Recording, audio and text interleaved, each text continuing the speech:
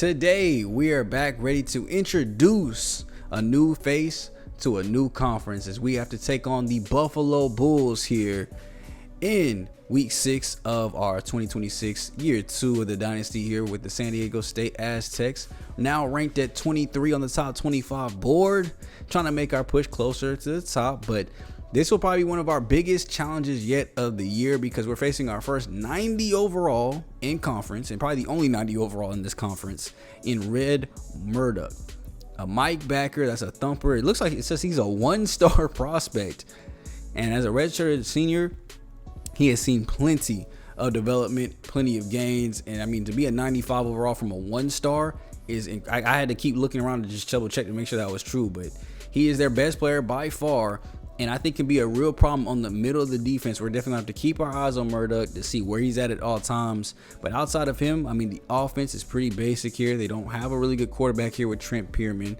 They don't have a good running back here. Fred Robinson seems to be the lead back. Looks like he might even be hurt right now, so they don't even have their top running back.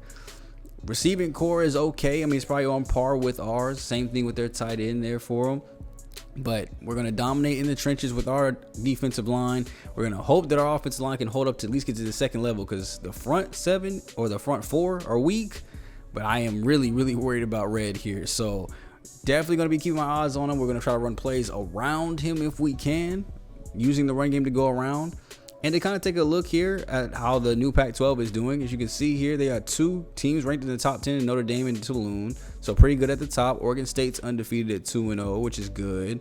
The bottom tier teams even aren't doing terrible. Middle Tennessee is 0-1 in conference, but 3-2 overall. So I think I made a pretty balanced conference. Not something that anybody can easily just dominate and win. But I'm definitely going to keep monitoring that conference, kind of moving it around to make it at least somewhat evenly balanced, because we won't be the only teams that's going to be trying to move up and around. Other teams will too as well, to get better, as they showed they're capable of doing so. Boise State did, so that's why they're over there. And now Buffalo did, that's why they're here. Now we're going to try to prove that Buffalo does not need to contend with us, as we're going to get the ball here, having to be on defense first, getting to show them what a top tier defense really looks like here. As there goes a throw over the middle for a catch. Now defensively, you already know we're going to be blitzing a lot as that ball's on the ground already early. Great job there, Tano Latuli, getting the first sack of the day, punching the ball out too, as that pushes them back. Going with the run game here up the middle, trying to leap over 2 defenders. He teabagged him, I'll give him that, but he definitely did get positive yardage. This throw is going to go out to the flats. We stop him, and that's going to be a quick 3-and-out there. But Jaden, you have a lot to contend with here today. 387 and 5 touchdowns. Very clean game last week, but now we have to keep our eyes on that star on defense. Where is Red at all times, and how do we move the ball away from him? You see the first run goes opposite of him, and they're still able to stop it. So we're definitely going to be scheming to try to run, not pass in that direction if we can. Although there goes Cardwell, one of the best receiving backs here in the conference, able to make the play in front of Red. Jaden dropping back here. Play action fake. Finds the pass underneath. We kept Red distracted deep. This is probably the most you're going to hear me talk about a person on the other team. And it's because I am terrified of a 95 overall middle linebacker. Especially with how weak this team is. We're just going to find ways to... I mean, I feel like he's going to really take over the game here at any moment. He's got to get his bearings in. Good block there by our center as we run into him. Andrew getting us enough for the first down. Could have been more. You see here, this box is looking kind of light. Red was not in it, so we're going to take advantage and run the ball up the middle. Anytime we line up and he's not in the box here, look, I'm not even seeing him on the field. Oh, nope, he tried to get me there. He's up on the line of scrimmage. Throw goes short underneath. That is a touchdown grab for Jerry McClure. Red Murdoch tried to distract us. He came up on the line, pinched up tight, like he was about to blitz, and then bailed back. Thankfully, McClure was able to clear through the other side and be wide open. Nice running lane to get inside. And we're going to take the first lead here against Buffalo. Interesting to see that some of their fans are actually sitting front and center. Look, they got their own little corner there in the top left. Their own little blue section there up there in the top left, trying to cheer this team on. Throwing goes over the middle. That's a wide open grab. And he's got plenty of spaces. They were in man zero coverage. Nobody's going to come over late to help out. That is a touchdown for the Bulls. How do you give that up? I think that was Cox there in coverage. Devin Hyatt there, just wide open over them. I mean, it's one-on-one coverage. He was on him. All you have to do is at least knock the ball out, make a play, and Cox just, I mean, that's terrible tackling. And just like that, they were able to get back into the game off one play. Jaden's going to drop back, fires underneath here as they go man coverage as well. Bostic with his second grab of the day. Sticking here on 2nd and 11. You see Red there on the same side as the screen. He's going to come down and read it. Great blocking, though, as we get a little chip on a double team. And then Cardwell's going up the sideline. Spin moves the wrong way. Might have been doing too many spin moves recently. He might be dizzy. Throw goes over the middle, and it's overthrown. Jaden's accuracies aren't the best. If you remember, they're only like low mid 80s, which is why a lot of the throws we have to make are kind of underneath. If you notice, a lot of our game is passing underneath the sticks and getting a lot of rack yards just by our receivers and tight ends. 2nd and 7 here, coming to the end of the first quarter already. Looking, finds it over the middle. That's gonna almost be intercepted. We're lucky that wasn't red there. That might have been a pick 6. So we're on 3rd and 7. We're gonna drop back, looking. Nobody's open, and he just fires it off before getting tackled. We're going to actually settle for 3 and not go for it here on 4th down. We haven't seen the rookie kicker, Kevin, here too often, but he drills that one in. Freshman kicker getting all the PT on a team that doesn't really kick too many field goals, but when we do kick him, I expect him to be ready.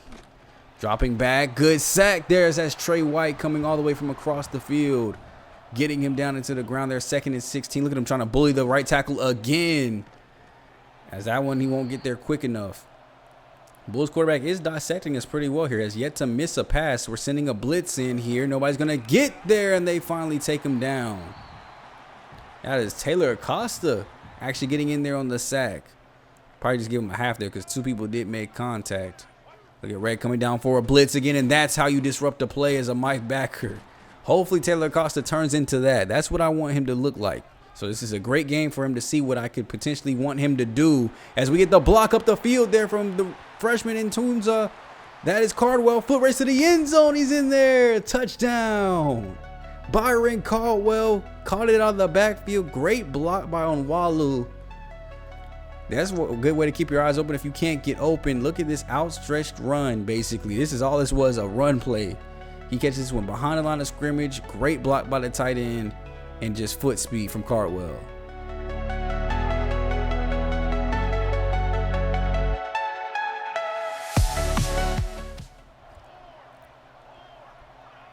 Look at them trying to copy our formation here. Motioning the halfback out. They're going to go to their tight end, though, as that's wide open.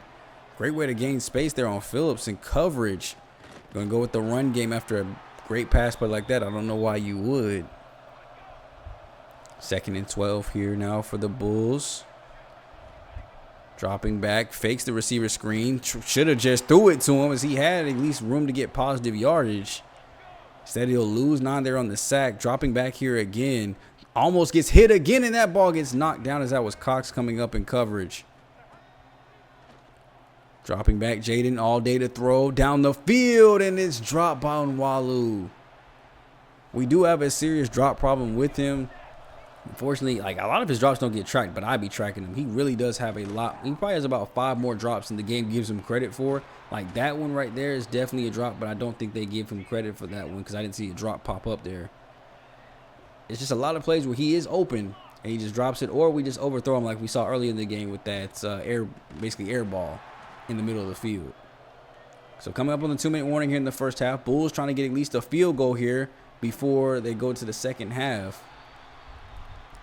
And it'll be 3rd and 12 as they come to the line quickly here. Dropping back, looking, almost gets hit up the middle, and we knock the ball loose. So they're going to go ahead and just try to settle for their 3 points here. Almost kicking from the same exact place we did. That kick is barely through the uprights. And it's 17-10 here as we go into the second half. We haven't been running the ball too much out of fear of red, but now with a lead here, we need to start to eat some of this clock. So we're going to go back-to-back runs here, going exactly the opposite way of Murdoch. First Paul, then Cardwell going back to Paul here. We're going to run right at Ray. Look at him just trump over my center. But by that point, we were already well past him there. Big gain there for the first. You see 8 carries, 61 yards. We're going to go with the screenplay here right behind the blitzer. This is Andrew getting the screen this time. Got to keep them honest. Both backs can catch. I'd like Cardwell to do it more often. So we're going to motion him here. Red goes down and shoots towards the halfback, not giving up a touchdown this time. So we're going to go to our receiver instead. That's a catch. That's Bostic. Touchdown. Aztecs are back in the zone. Easy read. Although it is scary playing a Mike backer, when you have a running back that's as good as catching as Cardwell, I can move him out in the pattern and basically read their Mike backer here. Doesn't come down for the screen. This is an easy pass play to him, and it's a first down grab. Now here he's on the left side. We're going to run to the left side, and that one we actually got lucky. Doing something we should not have done, and we still get the first or second in inches basically. So we're going to run it back here again to get the first down. Good pancake blocks. Trying to stay behind our guard here as he is way too slow. You look here at the standings. Look at us ranked 23rd overall. Florida behind us despite being undefeated at 5-0 is a good feeling. We'll have to see how high we can climb in that top 25. We're running through a pretty easy conference here with no... We do have one last non-conference game at the end of the year. By that point, we should be well round up. Offense should be looking good, and we should be able to get the dub there on that one. Throwing here over the middle to our halfback. Great play there by Cardwell again. Heading into this fourth quarter, we're going to hand it off to Cardwell. Run up the middle. Will get us up to the 4-yard line. We're going to go with the pass bubble here out to the sideline. McClure gets it up to the 1. So we're going to go for it here on fourth down. Easy play over the middle. That's Bostic. That's another touchdown. We had to go for it. Extend this lead as much as possible. And now it is 31-10. I don't know if Buffalo has a chance of coming back this game. 9 minutes left to go. I know college football can change in an instant. Well, the way our defense has been playing, we should be good to go here. Big run up here up the middle. He might be taking it all day, and we finally tackle him. Thank goodness. I was about to be really sad if I praised my defense and they give up something like that.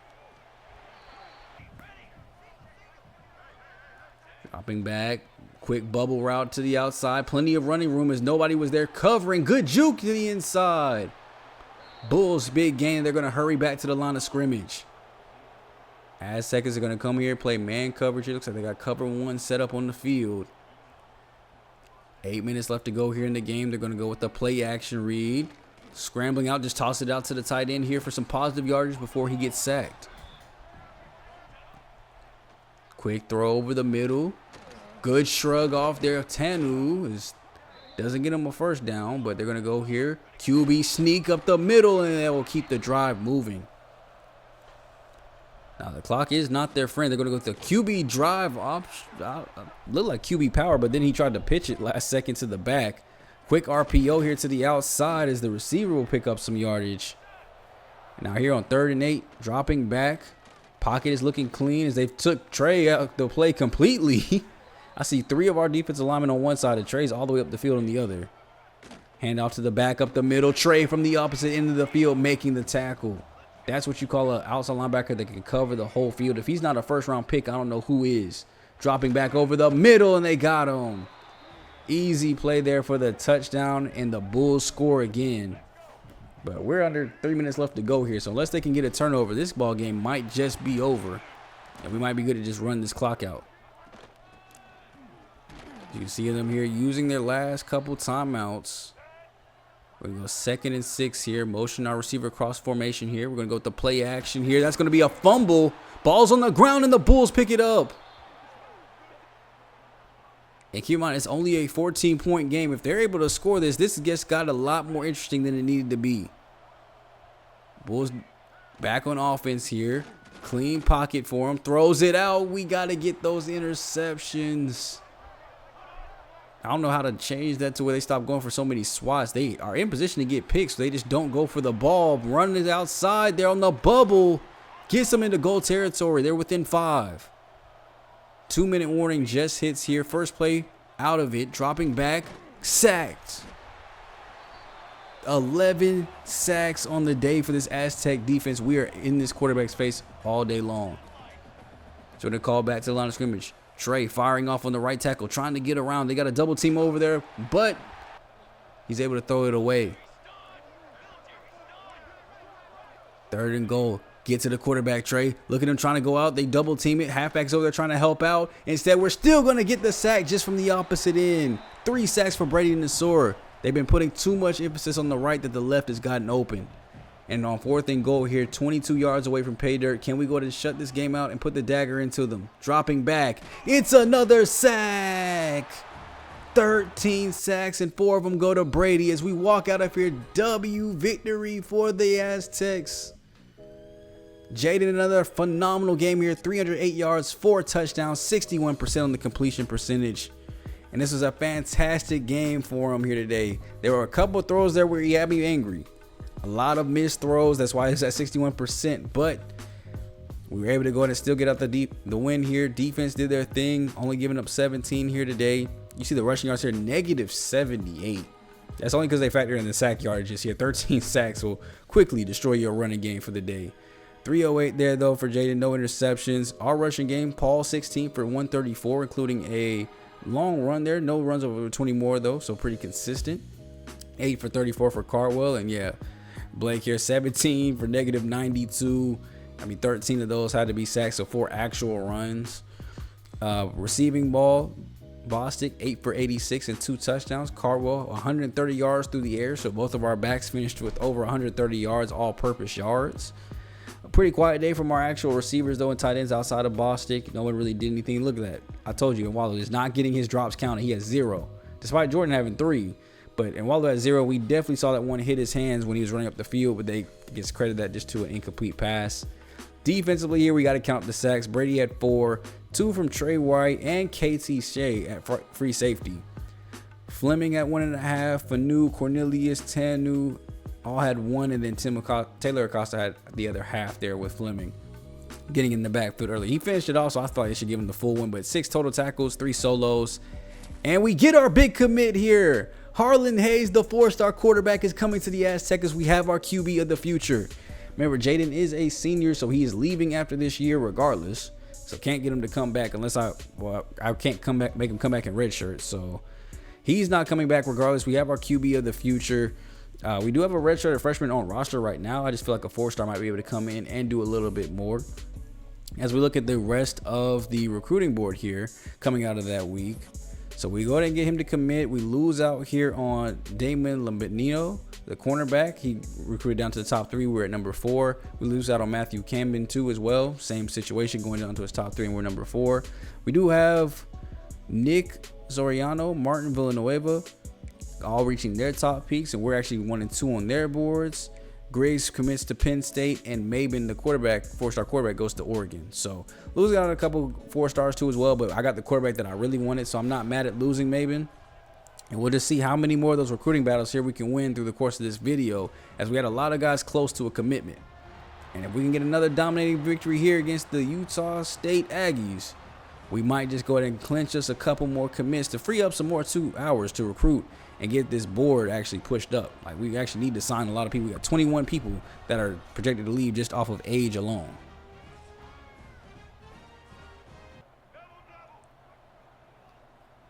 And this time we're going to start out on offense here. So we're going to hopefully have a better chance running the ball. I will not lie, I was very timid running the ball. That's why the attempts were so low, especially early. We kind of got most of our carries in there at the end of the game when it was already over. But that dude Red was actually legit, bro. He was all over the field. He was stopping a lot of my plays. Wherever he was going, I was trying to really scheme to go the opposite direction, even with my passes. Like, he really was all over the field, and it really showed me what a dominant 95 overall linebacker can do, or a dominant linebacker in general can do for you. So I really hope Taylor can become that for us through the course of his career here with the San Diego State. So now, with us now focusing on a new opponent, though, we can forget Red and dream about that next season. Let's go to get in focus here with the Utah State Aggies here, who are not doing too good this year. They are 2-4 on the year, so I mean, not doing the best, but you can never overlook a conference opponent. They know you the best, so they can win at any point in time. So that's why we got to still run the rock just like that. Cardwell's first carry gets him 16. Paul didn't want to be showed up, so he kind of just get this one here, and he will get into the end zone and finish up the rest of the run for him. And it is so good actually having a 1-2 tandem here. One that can trust to catch the ball and still tote a little bit. The other one I can trust it could be complete power back, but still get into the end zone from long range. Now with an early 7-0 lead there after the first drive was good by us. Let's see if this defense is ready to continue that 13 sack performance that it had last week. We still want to get in the quarterback's face, pressure him, and get as much out of this offensive line as we can here. Play action fake here as we're going to get to the quarterback. First sack of the day goes to Ben Fleming. After, what was it, 1.5 yesterday, he will have, or in last week, he'll have one here in this one too as well. Dropping back, though, their quarterback will look to just go underneath to try to get a little bit more room so they can punt this one back. But it'll be a quick 3 and out, and the offense is ready to keep moving. So I'll drop back here and throw underneath. We did have to take a delay of game while I was trying to look for a play to run down first down. And then we get a fumble here. The Aggies are going to pick it up, and it's going to be a foot race to the end zone. Utah State. Last 2 games, of the first touchdown of the games were on some complete unnecessary fluky dookie touchdowns. And this one happens to be a fumble 6 back to the crib. And Jaden almost never fumbles or really gets sacked like that. So we're going to come back and try to run the ball here a little bit to rest him up. Dropping back here, throwing out to the flats as we're going to get the first down by Jacob. Play action read here. Nobody's open. We're going to throw down the field. Good catch there and spin there by Jordan as he is able to get tracked down. Great play there on the end route to go and break in and get a little bit of room here. Throwing out of a sack here to Jerry McClure.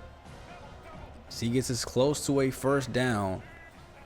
It'll be 2nd and inches. Oh, that corner route is looking too open. He gets the back shoulder as Ford catches and just falls down there, not wanting to take a big hit. Understandable. He gets us down on the sideline here. It'll be 1st and 10. Dropping back. Corner looking wide open again. This time it's Bostic with the catch and grab. Keeping his feet in bounds. 1st and goal here. We're looking for the same side of the field. And that left side of the field is looking so dang sweet. Sweeter than some baby rays. As that is going to be a touchdown for Jerry McClure on the out route this time. As he just kind of broke off outside. And it was easy money. So now the Aggies offense actually has to answer here. Can't get bailed out by the defense all the time. So it'll be 1st and 10 here looking. So they throw this one long over the middle of the field and that one gets knocked loose. So not able to make any plays happen on that one. Pockets looking pretty good until it's not, as they can't block us forever. That's Fanau, our 3rd defensive tackle, getting his first sack of the day. Pockets deteriorating once again, so he just dishes it out to the flats to get some room to punt. And it's another 3 and out. Good job, defense. I want to highlight them a little bit more here this season. I know a lot of times we kind of skip their 3 and outs because they're really doing the same things, but they're having phenomenal games here. Double-digit sack games as a team, holding these opponents down to very short points. So I want to highlight it a little bit when they're getting them 3 and outs or them turnovers. Hopefully we can start getting some turnovers soon. We drop back here. Pockets looking good. Fires it to his left side, and that is just a little bit off the mark there for Nwalu. Dropping back. We're going to go back to the same side of the field again, and that one's into the dirt. Not able to make the play on that one, so we're going to settle for another field goal. When was the last time y'all saw an episode where we attempted 2 field goals in one video? Now, I can't say the same game, but this is at least in the same video, as that one's going to be good through the uprights. So good job by Kevin there, rookie kicker or freshman kicker. I keep saying rookie. I keep getting used to Madden. Got to get my NFL coach hat off and get my college coach hat on, because my NFL team ain't getting sacks like this one. Is this Trey White's 10th sack of the season already through only 5 games, or 6 games now? This is the 6th game of the season. Dropping back, we'll go ahead and throw that one into the flats. We're there to go ahead and cover it though, as there's nowhere to run. On 3rd and 13, let's just go and get this ball right back really quick. Pockets closing in on them. Almost there for the sack, and that ball is thrown away. So now it's up to the offense here. 17-7 score lead. We're coming to the end of this first half here. That's a good pass out. That's Jacoby Bostic going up the sideline. Foot race to the end zone. Nobody's going to catch him, and he's in there. Turned a simple drag route. Got some great blocks from his receivers. That's what happens when the receiver room is a family. They block for each other. and they create scores like this. And now we're up 24-7.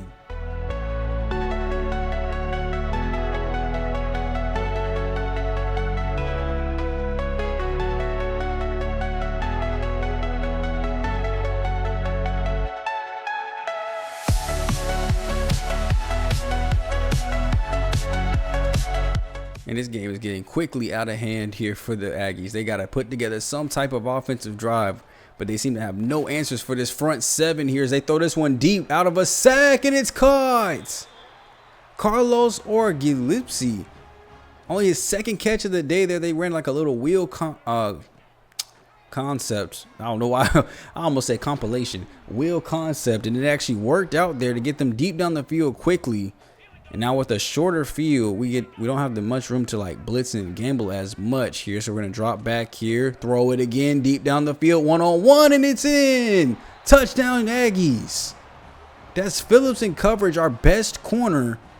And he got beat not once, but twice on the same drive by two different receivers. Tucker Holloway able to drag the back foot in the back corner of the end zone.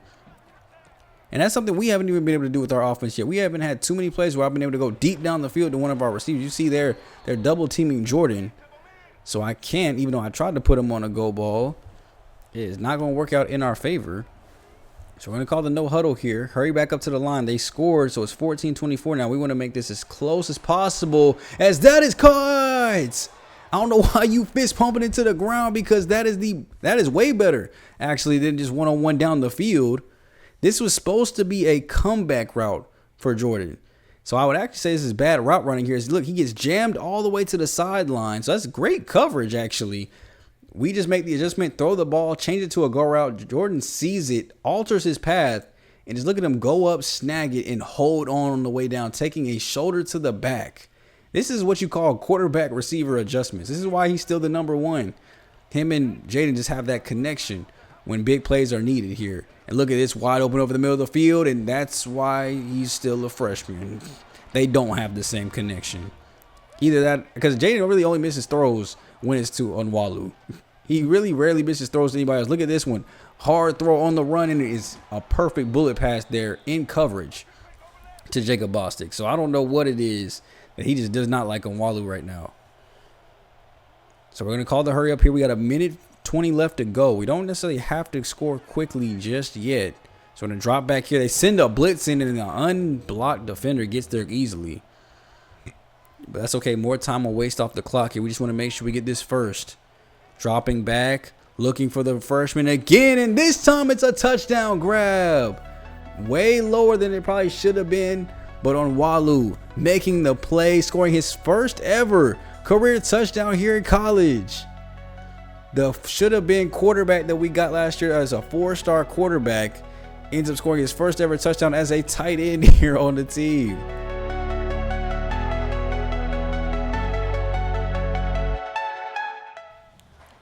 That's why you never know what you get when you scout those athletes. They show projected as one thing, have the ratings of one thing, and then turn out to be completely better at a different position.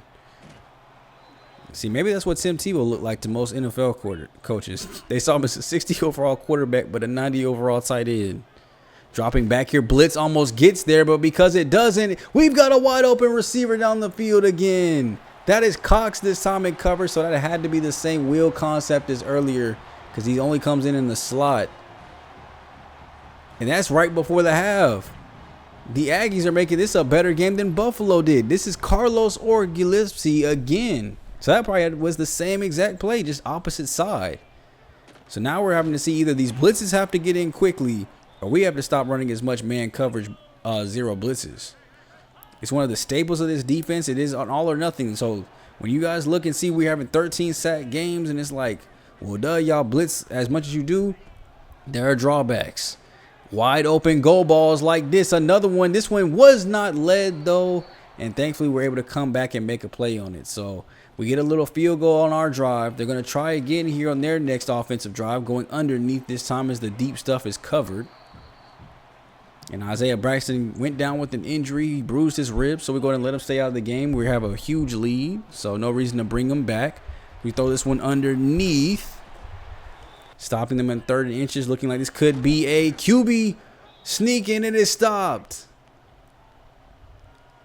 So Aggies still struggling on offense. When they haven't had the big play or a defensive score, they've only scored 1 point. Actually, no, because they scored that off of big plays. So outside of big plays and defensive scores, that offense has not moved the ball at all. They have failed to show a consistent type of offense, as we show consistently we're in the end zone. And we're going to call it the pina colada dive, because that's exactly what you look like when you're in them lounge chairs enjoying a pina colada.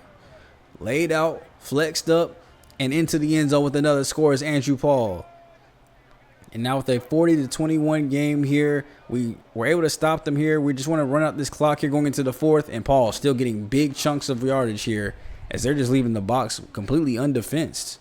Dropping back here, trying to pass here on first down, going out to our halfback on the screen.